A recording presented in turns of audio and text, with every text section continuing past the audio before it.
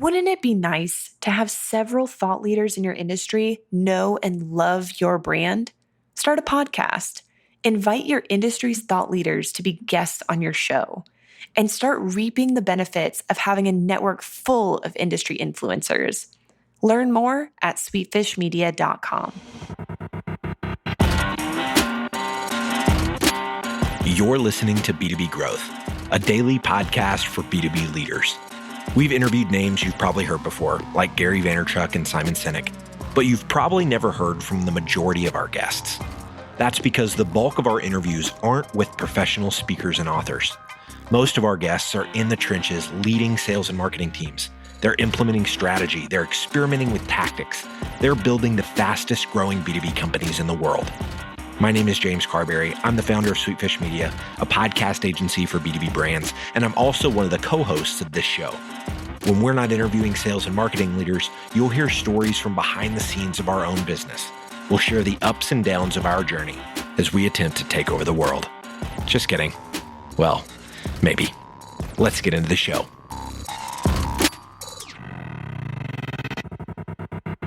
Welcome back to B2B Growth. I am your host for today's episode, Nikki Ivy with Sweetfish Media. I've got with me today Rebecca Kalogeris, who is VP of Sales and Marketing at Pragmatic Institute. Rebecca, how you doing today?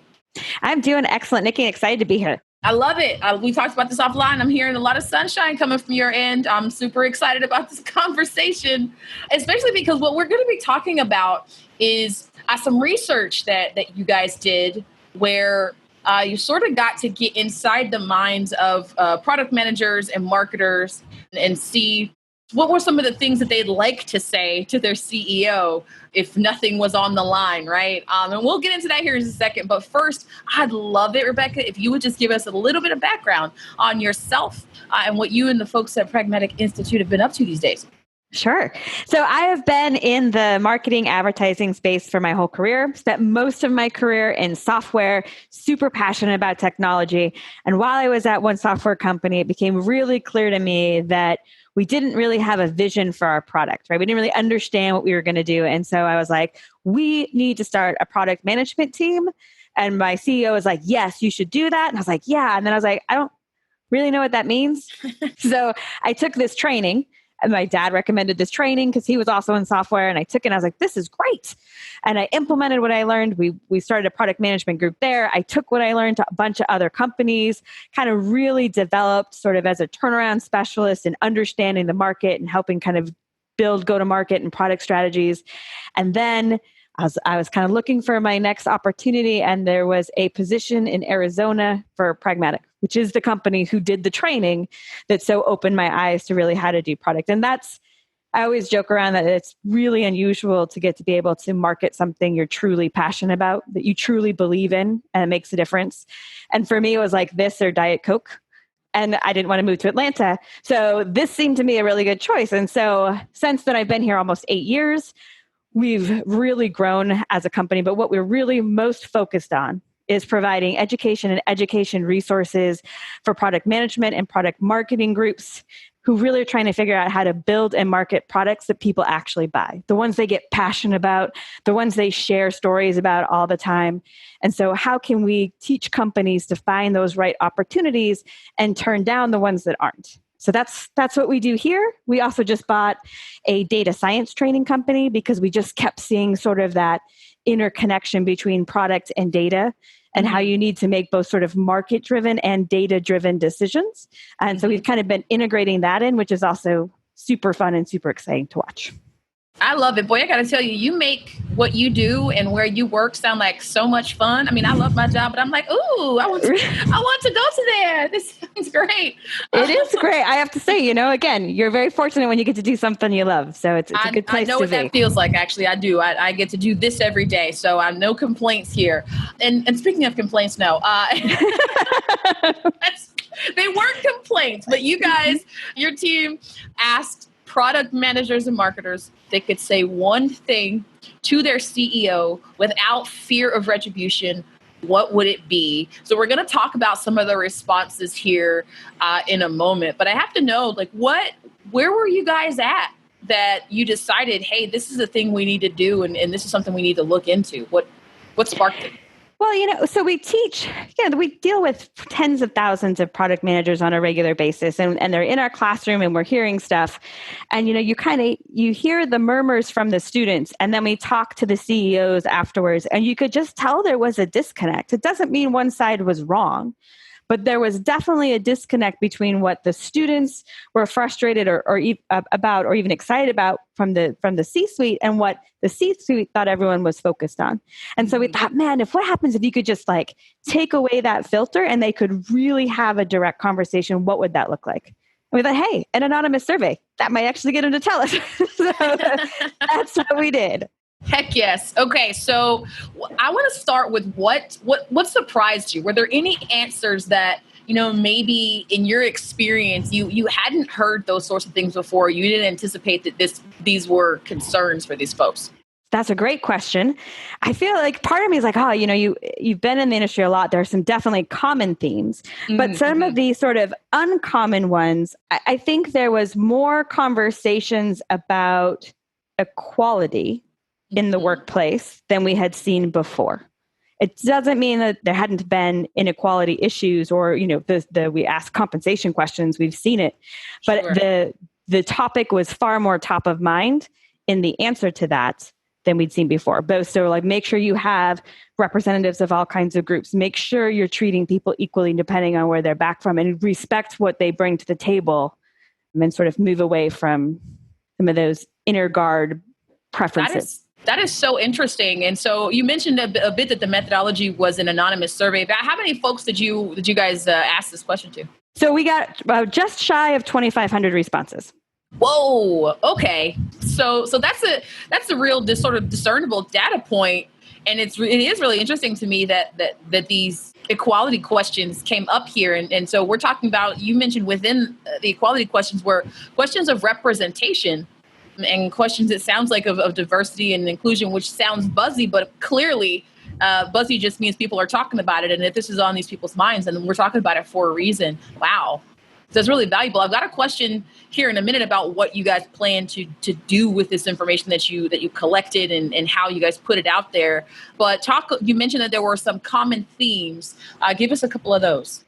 So one of the things that we definitely hear a lot is, from the product teams talking to the CEO, is that you need to set and stick to a strategy.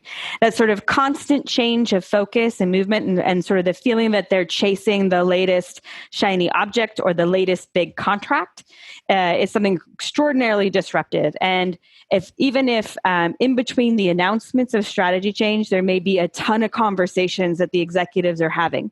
Right. So they're kind of going along with the change and they see how it happened incremental. But what's happening a little bit further down is they got information, and then so many months later, they got different information, and it just feels the opposite. And so they feel like they're constantly shifting. And every time they shift, they lose momentum and a little bit more frustration because they're not being able to kind of complete anything. Today's growth story is about a brand we all know well, Airbnb. When they were trying to maximize growth among work travelers, Airbnb knew they needed to develop and execute a content strategy to reach multiple personas at different stages of the customer journey. Enter Hub and Spoke Marketing. Hub and Spoke managed creative content development and crafted a custom publishing process that allowed Airbnb to develop more content in less time. The end result? A lot of content across multiple channels, all strategically nurturing leads through to conversion. Within the first 6 months, Airbnb nearly tripled the number of companies enrolled in their Airbnb for Work program. They also saw huge increases in user adoption, with work travelers booking longer stays and more guests per booking. If you're looking for strategic content at scale, I've got a hunch Hub and Spoke can help. Head over to hubspoke.marketing/growth to schedule your consultation with a content specialist today. That's hubspoke.marketing/growth. All right, let's get back to the show. I feel that. I know it says here that you guys were talking to product managers and marketers. I spoke with a marketer the other day. He was a CMO, actually, and he was talking about just that, right? Where you have this sort of squeeze on marketing teams, and I would imagine on product marketing teams as well, where, you've got your strategy that you're trying to enact. And then, like you said, you've got these outside disciplines, right? Whether it's the C-suite or, the sales team or whatever, who are, because like you mentioned, they're chasing a contract or a shiny object, come and sort of plop down on the desk of product folks and of marketers. Hey, here's this thing. Forget the strategy you guys have been working on and the path that you guys are on. Here's this thing we need you to look at now. And he called that assembly line marketing. And he was like, this has to die. So it's interesting that this is something that you guys found as a theme as well. What else kind of came up as a theme? So I think another one is sort of the constant conversation about opinions, right? That we need to make strategy discussions, whether it's product or marketing. We need to have those discussions and make those decisions based on facts and an understanding of the market, and not the opinion of the highest, the most important person in the room or the opinion of the biggest customer. And that push from the product team to let them do that, to let them take a little bit of time to talk to the market, to get the research so they can set a strategy based on that, was a really common theme that we heard.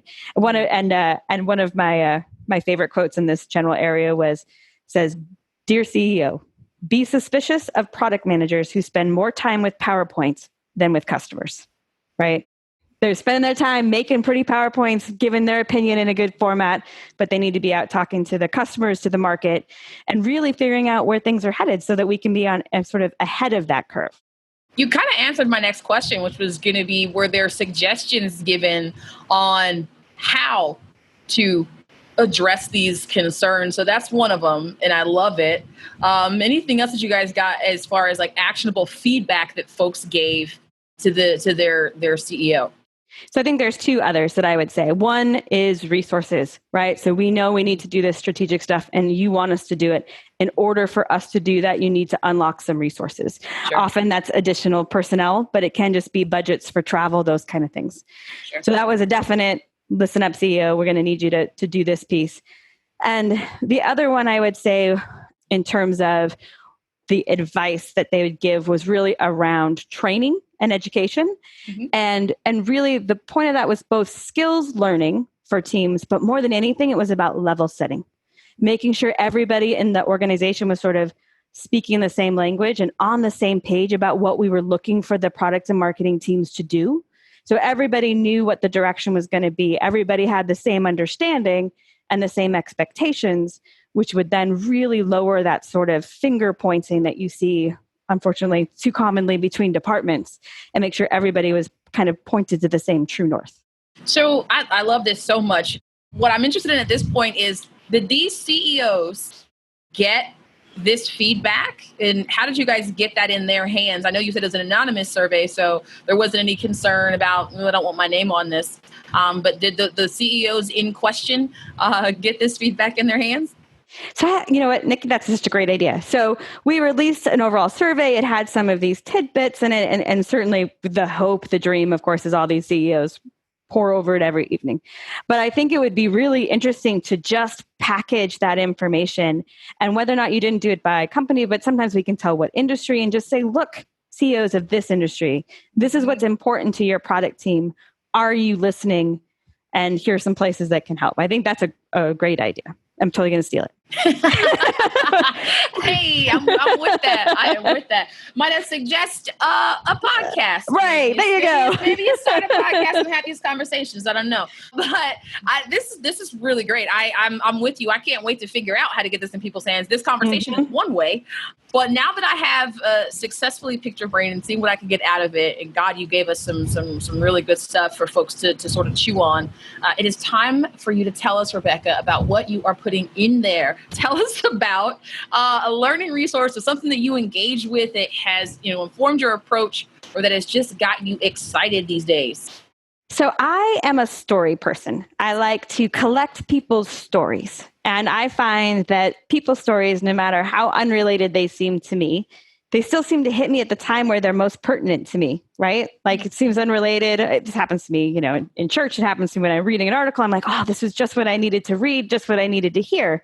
But I'm really passionate about kind of collecting people's stories. So we've been doing a series of, we call them Nahito visits, which is nothing important happens in the office, but it's about stepping away from your day-to-day role and really talking to product managers in the field. So I've been doing just a series of interviews, and they're just, they're not formal, they're not anything else, but like, tell me about your struggles and your problems and tell me how you're solving them. And, again, when I get to talk to product marketers, since that's what I do, I'm like, you just geek out. Yeah. But again, I learned so much. And then those stories stick with me in a different way than a lot of other things. So I would say just story collectors. And you can do that anywhere, which is also the exciting part. Yeah, I know that because I do what I do. I'm collecting stories as we speak from my sunroom in Jacksonville, Florida. Right? That's a perfect setup. So do you guys do this? Do you guys do that? I'm really interested in that. Is that like for a blog or is it a video series? So it's actually a technique that we teach. So this is what we encourage both product managers and product marketers to do, is to go out and talk to their market and collect those stories. And so we're a big believer in, we used to call it eating our own dog food. And then one of our instructors goes, no. We drink our own champagne. I was like, oh, that's much better. I'm in. So we try to do that as well. And so we were just, this is, September, it's conference month, right? So we've been at a series of different conferences, talking to people there, not to sell them and pitch them, but to listen and hear. So yeah, it's great. And, I love it. I'm not going to lie, we're in marketing, right? So some of those stories, then they come on and they want to share them, through a case study or a video or a webinar, but mostly it's about us learning. I love it so much. Collecting stories. Yes. It's like you read my diary. All right. So I know, Rebecca, that just like me, everybody listening has become a fast fan of yours and they're going to want to know how to keep up with you. So tell the people how to connect with you. Absolutely. So I would love to give you my Twitter handle, but then you'd be lonely out there because I'm a Twitter watcher, a LinkedIn stalker, but I am really good about emails and really good about, and I'm actually really good at LinkedIn. So you can both get me at Kalogeris at pragmaticinstitute.com, which seems unfairly hard to spell, but RKALOGERIS. Or if you go to our website, pragmaticinstitute.com, there's throw a form in there. All those forms will get to me if you're looking for me, because I would love to hear your listeners' stories. So that would be great. Yay! I'm 100% going to invite you back on this show so I can collect more stories from you, because this has been so much fun. For now, because time, I have to close it out. But thank you so much for the way that you laid this out and for bringing this intel, these real concerns and feedback from these product managers and marketers to CEOs. And hopefully some of those folks are listening. And other than that, you and I are going to talk after this about how to get that information out there in a bigger way so we don't have to wait for them to find it. But for now, we'll close it out. Thank you so much, Rebecca. Thank you. It was my pleasure. If you're a regular listener of B2B Growth, odds are you might enjoy sales success stories with Scott Ingram as well. Well, this year, thanks to a partnership with Outreach and Sales Hacker, our friend Scott Ingram is making the live stream of his Sales Success Summit available for free. The event is on October 14th and 15th, featuring 13 presentations and 5 panels, all presented by top-performing B2B sales professionals. You can check it out and register at top1.fm/live. That's top1.fm/live.